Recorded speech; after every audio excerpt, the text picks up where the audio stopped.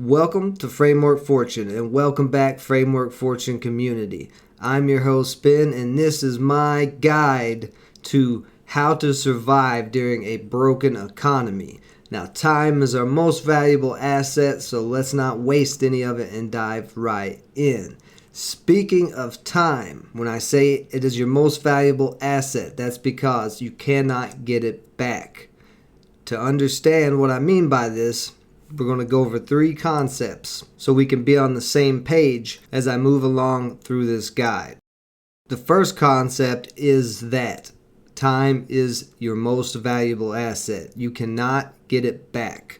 You can buy gold, you can buy stocks, you can lose them, you can go bankrupt, and you can go make money and go buy gold, stocks, cryptos, all of that anytime you want to. Time, however, is not boxed and shelved and sold at a store or on a broker exchange or anything like that. You cannot buy time, technically. So when you get your paycheck, you're getting a paycheck, yes, because you're working, you're physically working, but you are trading your time. That's why you clock in. That's why you have a time schedule. You're trading your valuable time for money, for a paycheck. This concept is a concept that entrepreneurs have to understand, or economists or whatever, that time is your most valuable asset. A lot of people might not consider time an asset, but I would say to be a smart entrepreneur trying to survive and navigate a crazy world like we're in now, you have to understand that concept. That's why most entrepreneurs do not work 40-hour work weeks for a company. They start their own business because they think their time is valuable. They want to get paid more for their time. And that's where passive income comes in, because you're getting multiple streams of income and you can make money at all times of day. That mind state is the difference between being stuck in the hamster wheel or breaking out and becoming a free entrepreneur. So the next concept, there is a difference between price and value. You go to the store, you see the price tag on a box of cereal. That is what they're charging you, priced in US dollars or whatever your native currency is. If they're charging you $5 for that box of cereal, then it doesn't mean that that box of cereal is actually worth $5. The value of that cereal comes from the cost and time that it took to make it. And it doesn't take a lot of time or hardly any money to produce that cereal because it's mass manufactured. So that's how businesses make a profit. People see price and think, oh, that is what that is worth. But price is what you're willing to pay for something. People overpay for things all the time. That's how the markets work. Back in the day, Beanie Babies were explosive. They took off. People paid thousands of dollars for a moose stuffed with beans. That moose was not actually valuable. I mean, if you take a stuffed moose, what are you going to do with that? However, if you bought a bunch of ammo, that ammo can be used as defense or attack, whatever you're going to use it for. I'm not suggesting use it for any of those, but I'm just saying. Same thing with gold and silver. You buy a gold bar and you have that physical gold bar with you, you can melt that down and you can make plenty of different things with it. It has a purpose. So for true value, something needs to have a purpose. Back to your paycheck, that value that you're trading for that paycheck, you're basically getting paid a price for your value. That is what your employer is willing to pay you for your time. That does not mean that's how much your time is actually worth. It's your time. You can't get it back. So since time is your most valuable asset, you're probably getting underpaid for it, because no one can tell you how much your time is worth. It's your time. You get to decide what the price you want to put on it is. And if you're fine working your 9-to-5 job or whatever, getting paid that price for your time, and that's what you think it's worth, that's on you. Me personally, I think my time is the most valuable thing in the world, so I'm trying to make money at all times. Make it to where I don't have to do anything and I have time to do what I want instead of stuff that I need. So we see price change all the time. If you are a day trader, you are literally buying a stock at one price for it to go up in price so you can make a profit on it. So price can change. It's malleable. Value, however, can change perception-wise depending on the person. Some people might value things more than others, but if something has true value, then it's going to hold up over time. Beanie Babies, like I said, did not have a true value, so they are now pretty much valueless from my understanding. But gold has been around since the beginning of dawn and been used as currency. Price is based in currency. It's not based off of value, and prices can be manipulated. Sales tax on items is a form of price manipulation. Why? Because the sales tax has nothing to do with the value of the actual item. It's an added cost to the price for you buying that item inside of that country. Value, however, cannot be manipulated. You can't take a 1 ounce piece of gold and make it into a better piece of gold. If you melt it down and cook out all the impurities, well, now you're going to have less weight, so you're going to have less gold, so less value. There's no way to make a better gold. So I like to think of fiat currency, which is what the US dollar is. And if you don't know what fiat currency is, it's a currency that is basically backed by nothing. It's backed by the government's word that they're going to pay their debts and that they're going to continue to grow a strong country and all of that. Now, if you're a person who doesn't trust the government, no matter what country you are in, then why would you want to keep all your money in that currency if it's backed by their word and you don't trust them? That doesn't make any sense to me. But we'll be going into these concepts more and more as we go through this guide.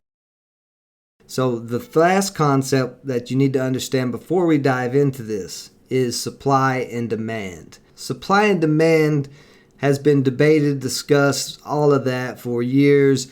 But to me, supply and demand is not something that is a human construct. Because we're human beings, we have to trade things with other human beings to survive.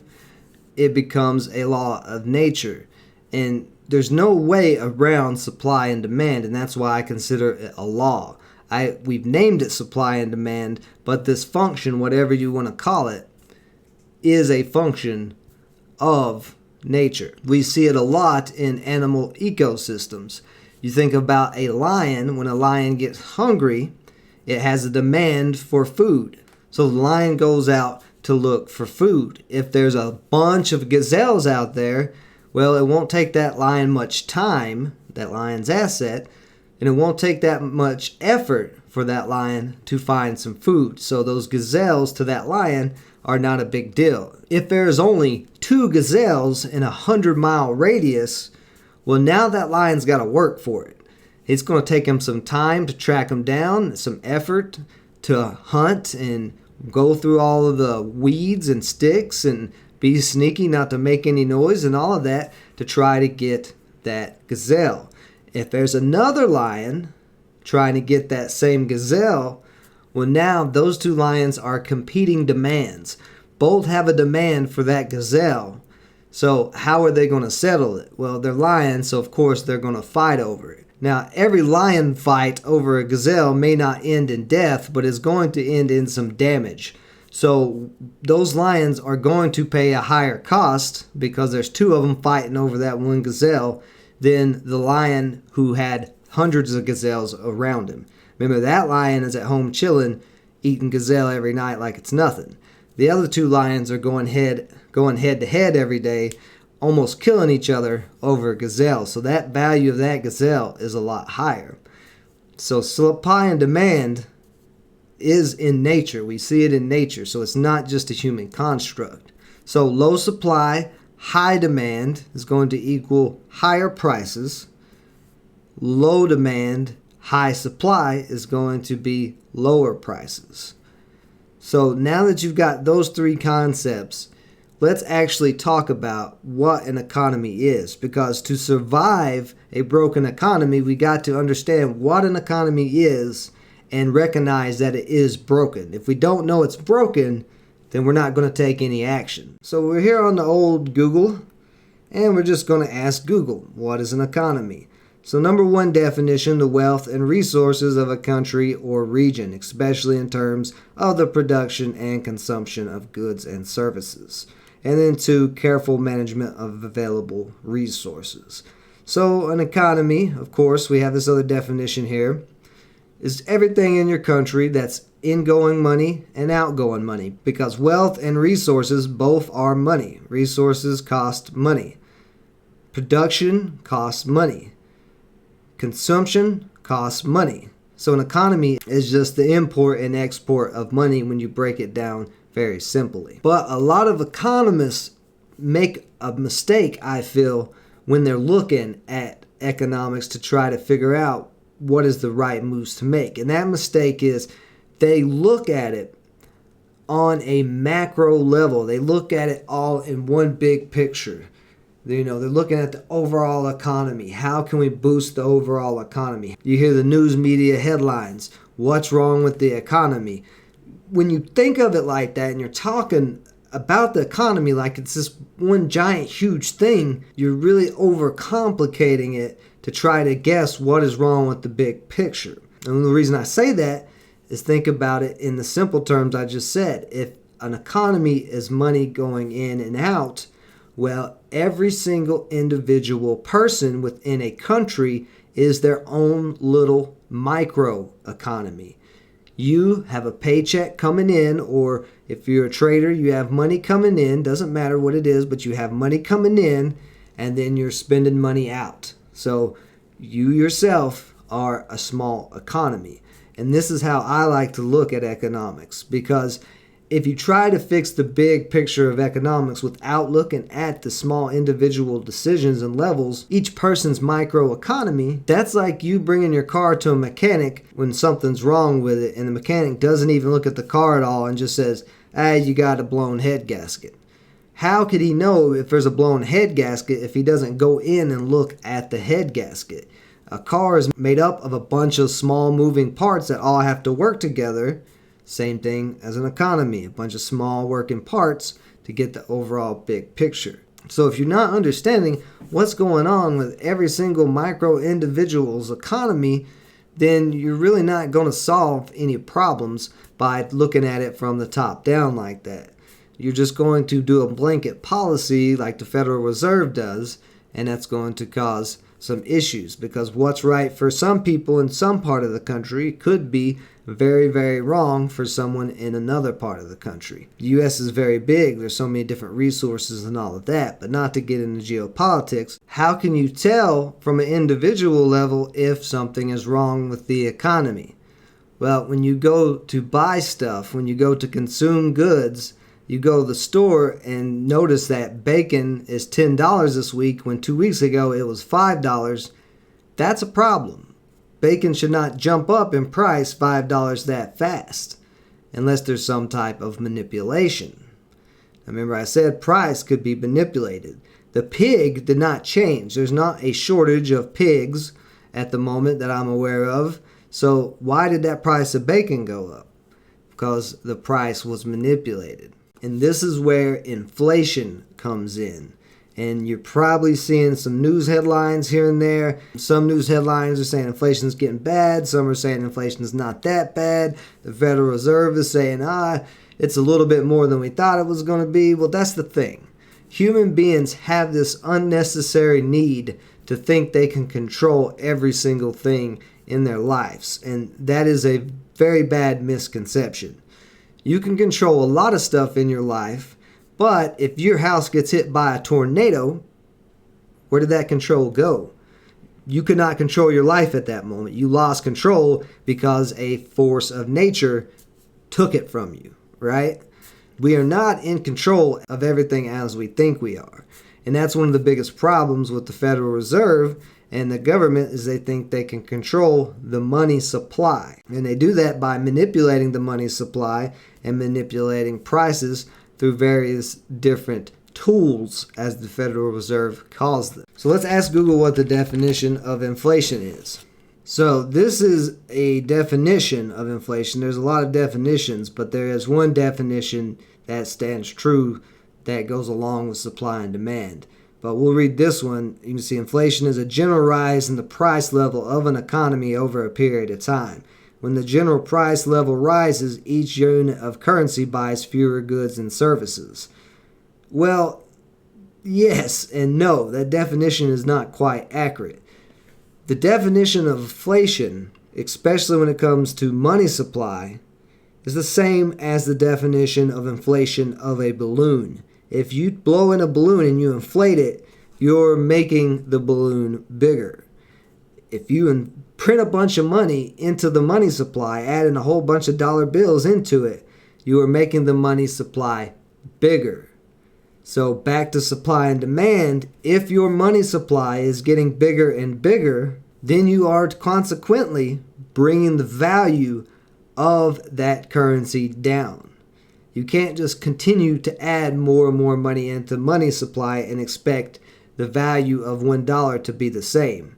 Now you might be thinking right now like, well, wait a minute, a dollar is always a dollar. Yes, a dollar is always a dollar, but a dollar, remember, is a measuring stick of value. It's a price. It can be manipulated. And to show exactly what I mean, we're going to flip over to the dollar index. So this is the dollar index. The dollar is always worth a dollar, but a dollar is just that price, right? So the true value of your dollar, what you can buy with it, how much stuff you can buy with it, is being plotted out on this chart. Back here in 1986, you can see your dollar could buy you a lot of things. It's way up on the chart, so you could buy a lot more stuff.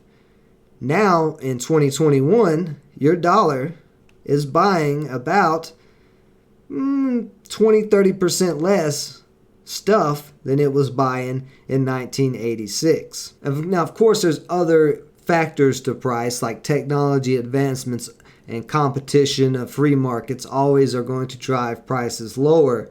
But it doesn't matter about that if the way you're paying for those goods is in a price measuring stick like the US dollar, because that US dollar can be manipulated in the actual purchasing power of the dollar. How much you can buy with that dollar has been on a downtrend for a very long time. And this is where recognizing a broken economy starts. 1971, Richard Nixon took the US dollar off the gold standard. So what does that mean in simple terms? Used to, your dollar could be traded in for gold. Your dollar was backed by gold. Taking the gold value away from it, because remember, gold always has value, you're just left with pieces of paper that the government says has value.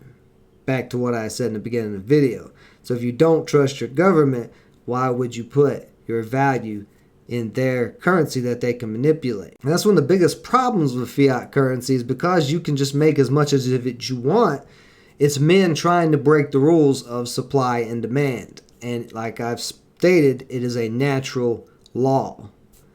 We cannot break it. No matter how much money we print, it's not going to change that simple definition of inflation. So why would Nixon do this? Now, the argument that was originally given, I think, or at least a lot of economists' argument, is there's only so much gold, and if we stayed on a gold-backed currency, then that currency would be astronomical in price. So it would be buying tons of stuff. So effectively what Nixon did was made the dollar a fiat currency and made it able to be manipulated by the Federal Reserve. Now the Federal Reserve, with that money printer, because they can cause inflation or they can retract back dollars and cause deflation, they have continued to inflate the money supply since 1971. Hence why it has went down. Now, if you look at the gold chart over the same time span, you can see gold has been going up since 1980. It's actually went up tremendously. It's not that the value of gold has really went up. It's that the price of the gold has went up. So it costs more dollars to buy gold. And it's the same thing with silver, a precious metal. But the overall picture, you see silver increasing. And that's going to be the same thing with everything. We look at oil, any assets or commodities, things that we use all the time, are going to have been going up on a chart since the dollar was taken off the gold standard. So all you have to do is just look at that visualization. The dollar's going down, it buys less, so all the other stuff is going up. It takes more dollars to buy more stuff. So an economy just doesn't break overnight.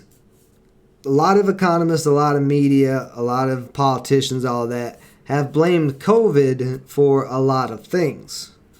Now, the only thing you can blame COVID for is for actually getting people sick, right? COVID did not shut down economies. All it did was make people sick. Governments shut down economies. The governments made that decision.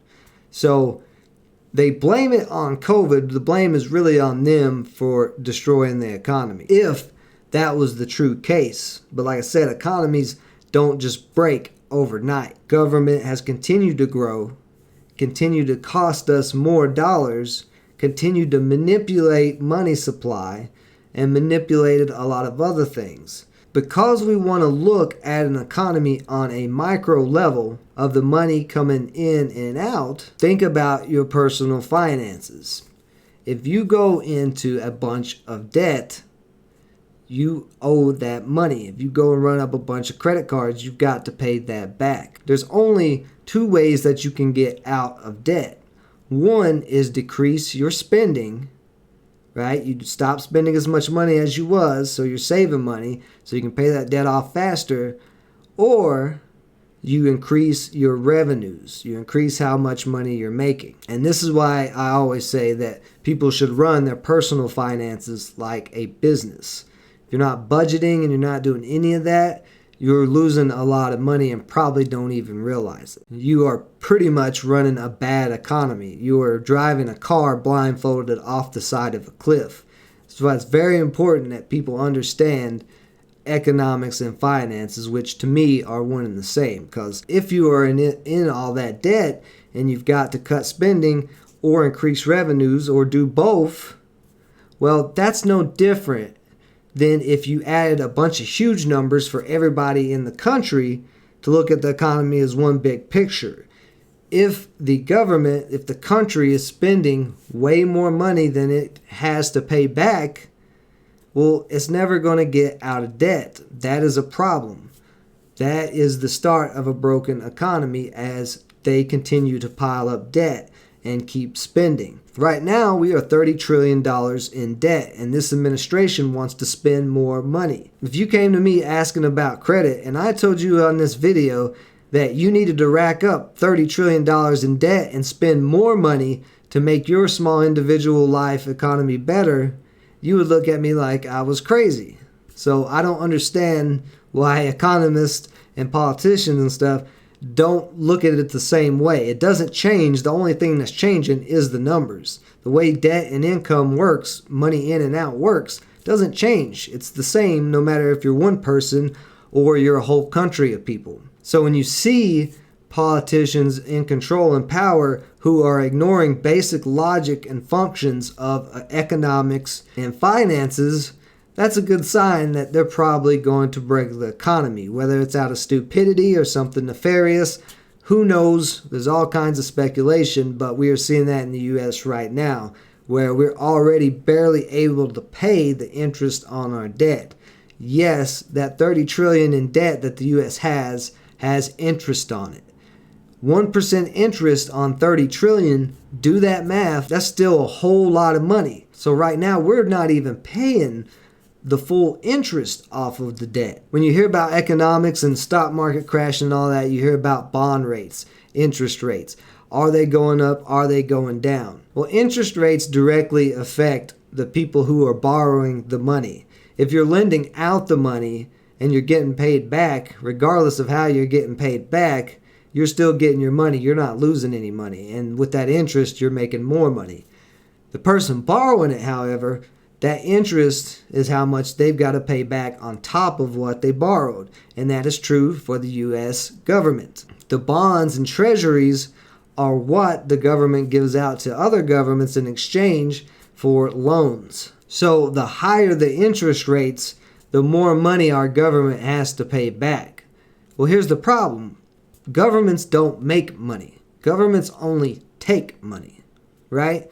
Everything they do is taxpayer funded because they don't sell any products. They don't sell any services, technically. Even though they're called public servant, I mean, you're not getting your hair cut by a politician. They get paid from our tax dollars, and we have no idea what they're doing. They could be going out every day for lunch at Chick-fil-A, except on Sundays, on our tax dollars. We wouldn't know because we're not there beside every single politician to know exactly what they're doing with it. And you might not like what some of them are doing with it. So when interest rates rise, that means the government has to pay back even more money. Now, 30 trillion in debt with rising interest rates, you got to be thinking, how could the government ever get out of this debt? They do have an option, and that's where the Federal Reserve comes in. But this is where you start to get the broken economy, another crack in the economy timeline for it to finally just break down. And that is when the Federal Reserve gets that money printer going and starts with inflation. Because inflation is making the dollars less valuable. That means the money that they borrowed from 10 years ago, looking back to the price chart, that money, those US dollars, had more purchasing power than the US dollars that they pay back right now. Because inflation has made those US dollars less, so they can jack up inflation to pay back their debts. But if interest rates are rising while inflation is rising, then it just offsets. They're not able to pay the debts back off because they're not able to pay the devalued dollars back fast enough to make a difference with rising interest rates. That leaves the feds between a rock and a hard place, which I've talked about. Now, what you might not realize, and it's okay if you're just learning all this because they don't teach it in school, and they don't teach it for a reason because they don't want you to know how it works. But the problem with inflating the money supply to pay back their debt is they are stealing the money from us. They're stealing the value from us because they tax us. So if we're getting taxed higher now than we were in 1980 when the dollar was buying a lot more, but we're being taxed higher and the dollar's buying a lot less now, well, they're taking more of our value and we don't even realize it. So you have to notice the issues as soon as possible. You have to realize that the economy is broken. We're not going to be able to get out of that 30 trillion in debt because we're trying to spend more money. We're not going to have a higher quality of life for people in general because the government is stealing all of our value. We're not going to have good money in and out because the money coming in and out is all inflated.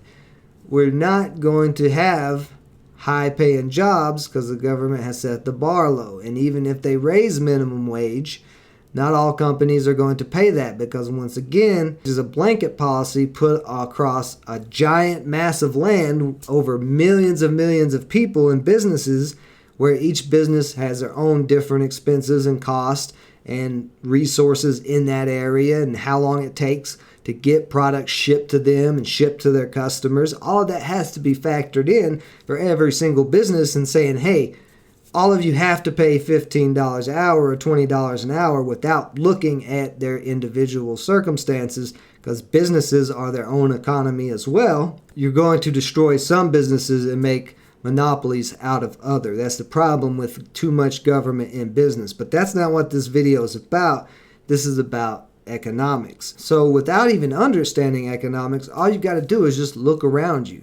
Is gas prices higher than they were a month ago? Is food higher than it was a month ago? Is there supply shortages because prices have went up on gas? Gas is more expensive, so it takes more money to move goods. It takes more money to manufacture goods. But one of the biggest things that you can look at is when the government says, here's some money. The government's never given you money before, Why are they all of a sudden doing it, right? Because they screwed up. They know they screwed up, and that is an idea of Keynesian economics, to print more money to give more to people to spend it and put it back in the economy. But once again, it doesn't matter if they're spending it.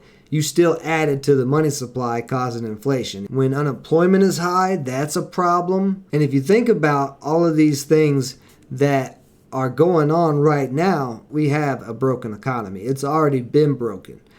Now, because an economy just doesn't fall overnight, like I said, it's going to take some time. We're all going to be living out our normal lives. Things are going to get more expensive. Things are going to get a little weirder. People are going to get more desperate because of the value that's being taken out from under them. So you're going to have more violence. Violence comes out of desperation. You know, we have people in the streets protesting, people rioting, and we're not the only country. There is plenty of countries right now that have people in the streets rioting and protesting against their governments. So all the writing is on the wall. It's just whether or not you choose to pay attention to it.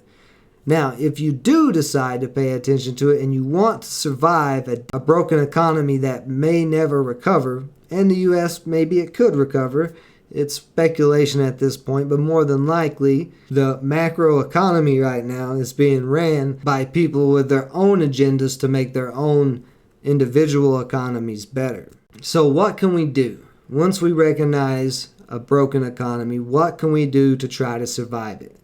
And we're going to go through multiple things. There's a lot of debate and discussion out there. What options are the best to combat inflation and broken economies? So the first option is real estate. And real estate always holds up in the long run, because as population grows, that is your demand growing. People are going to have a demand for land and houses.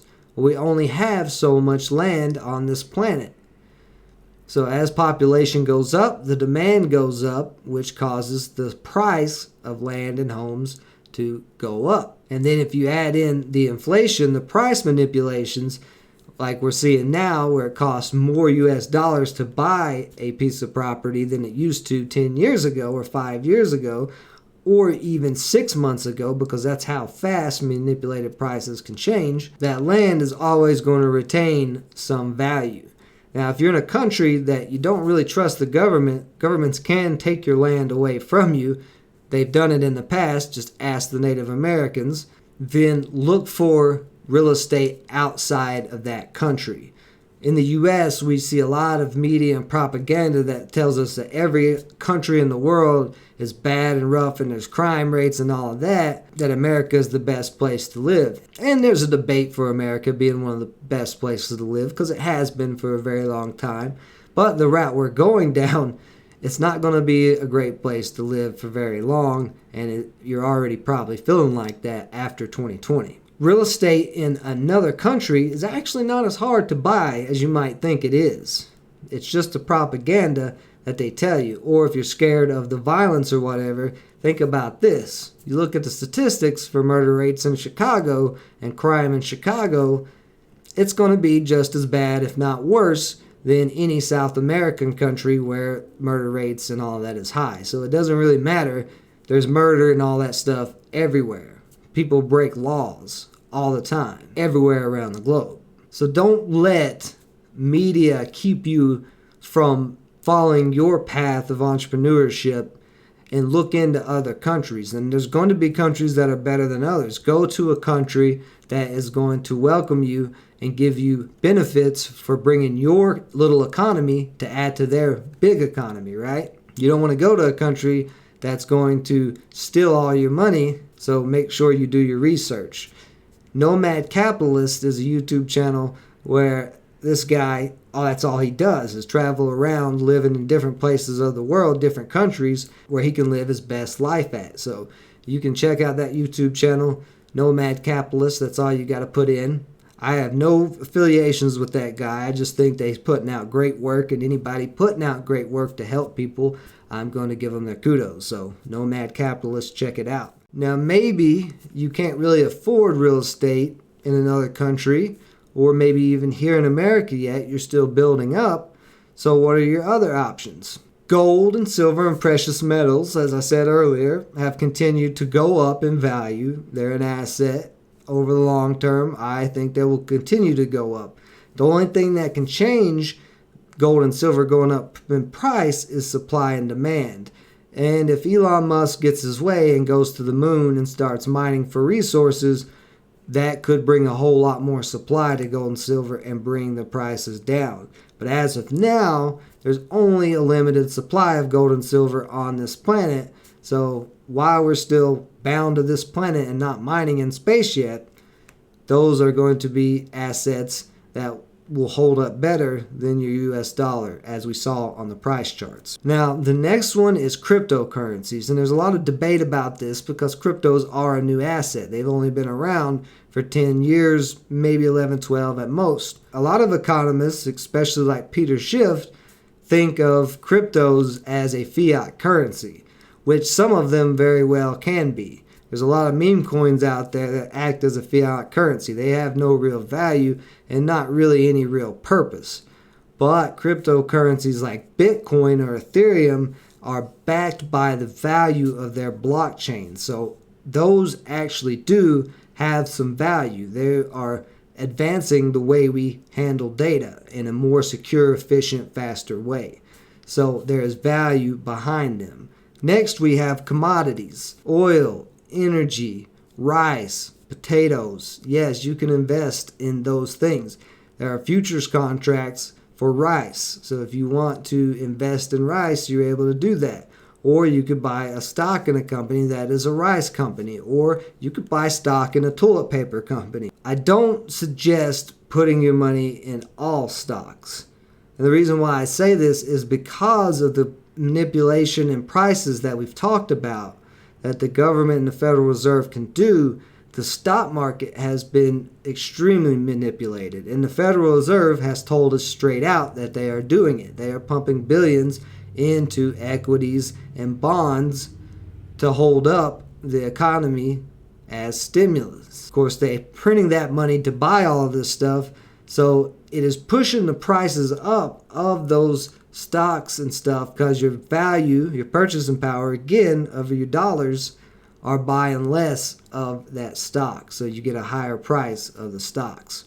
The stock market being manipulated like that, though, is a big concern.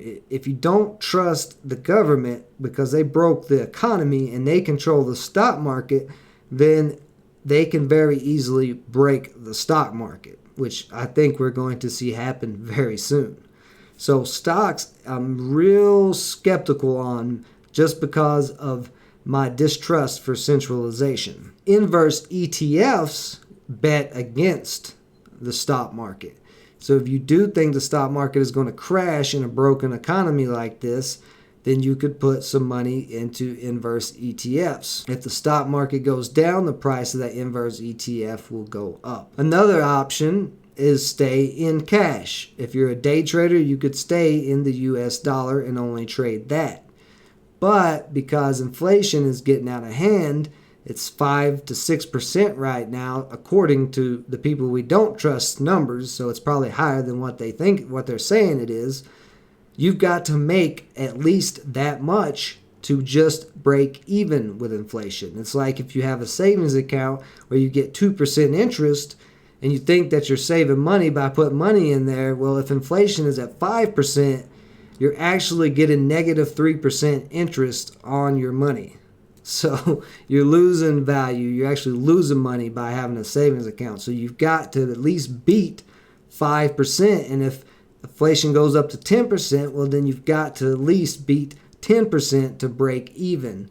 So if you're going to be only in cash and day trading, you have to be making 10% gains at least over the whole year. Another option is supplies. You could put your money in ammo, into guns, into food, into farms, anything like that, where if things go south, if things get real bad, you can survive and have things to barter with. Ammo is always a good bartering chip, and it is also good for self-defense if you have the necessary tools to put that ammo in. If you have a bunch of banana trees, Well, then you can survive off of bananas. So that is valuable.